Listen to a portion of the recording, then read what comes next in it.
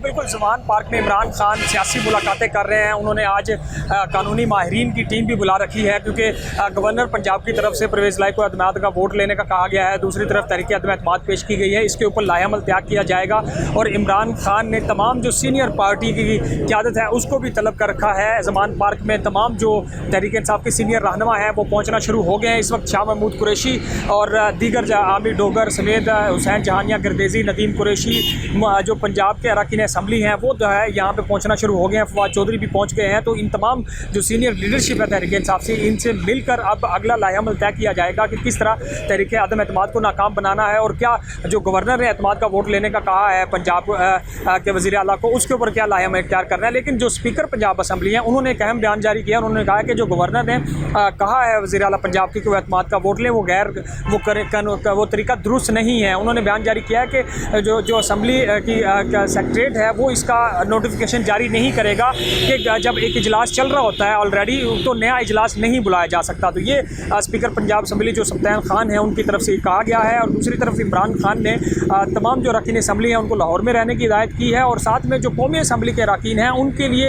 एक जो है उनको हदायत की है कि वो जुमेरात के दिन स्पीकर कौमी असम्बली के सामने पेश हों। 123 अरकान स्पीकर के सामने दोबारा से अपने इस्तीफ़ों की मंजूरी का कहेंगे और ख़ुद को मुस्तफ़ी होने का ऐलान करेंगे। शाह महमूद कुरैशी की क़यादत में KPK हाउस से ये तमाम अरकान रवाना होंगे। और इस वक्त भी इमरान खान की क़यादत में जो है लाहेअमल तय किया जा रहा है, अगला क्या लाहेअमल होगा। और आज एक अहम डेवलपमेंट ये भी होगी कि काफ लीग के साथ सीट एडजस्टमेंट के ऊपर भी बात होगी। जो कमेटी तश्कील दी गई थी इमरान खान ने 3 रुकनी कमेटी, वो आज परवेज़ इलाही के साथ जो है तहरीक इंसाफ की सीनियर क़यादत मिलेगी और सीट एडजस्टमेंट के ऊपर बात करेगी और मुल्क की जो सूरत हाल है उसके ऊपर भी बात करेगी। और जो अरकान असम्बली है तहरीक इंसाफ के, उनकी हमारे साथ बात हुई है कि एक बहस की जा रही है कि परवेज़ इलाही जो है क्या असम्बलियाँ तहलील नहीं करेंगे या वो जो है इमरान खान के इत्तेहाद छोड़ के जा सकते हैं। उसके ऊपर वो बड़े कॉन्फिडेंट दिखाई दे रहे हैं। उन्होंने हमसे बात भी की और कहा कि परवेज़ इलाही हमारे साथ खड़े हैं और खड़े रहेंगे। ये सिर्फ एक ताख़ीरी हरबे है जो हुकूमत इस्तेमाल कर रही है और उनको इसमें जो है नाकामी होगी। दूसरी तरफ अब ये मुतज़ाद बयानात आना शुरू हो गए। राना सनाउल्लाह कह रहे हैं कि अगर कल एतमाद का वोट नहीं लिया CM पंजाब ने तो परवेज़ इलाही का जो